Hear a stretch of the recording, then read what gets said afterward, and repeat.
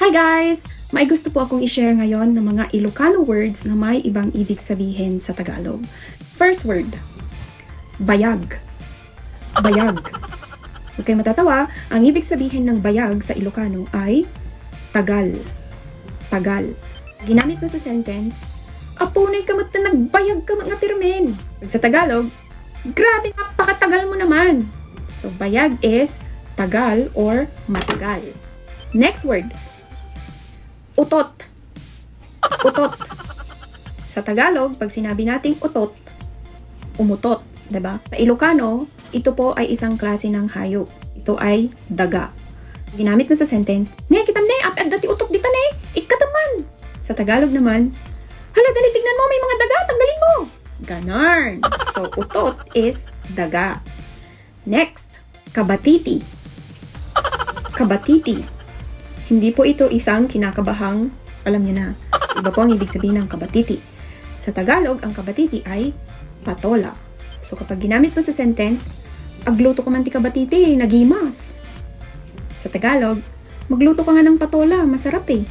Ganon. Next word, pukis. Pukis. Hep, hep, hindi po ito plural ng kung anong iniisip niyo ha.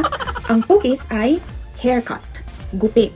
Ginamit mo sa sentence, "Hala, nagpintas man tapukis mo. Sino nang pukis kanyang?" Pag sa Tagalog, "Wow, ang ganda naman ng gupit mo. Sino gumupit sa'yo?" Next word.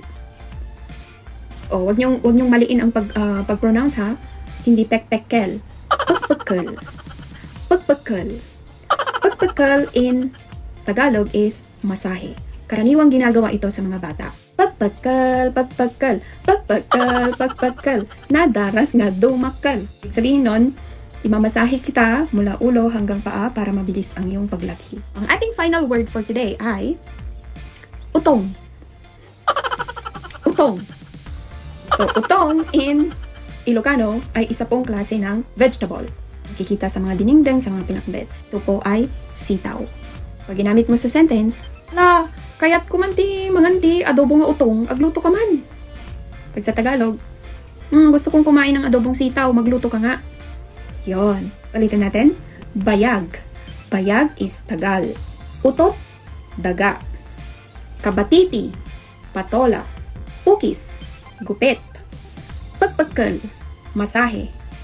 And utong, sitaw. I hope you like this video po. Please don't forget to follow and like. Bye everyone!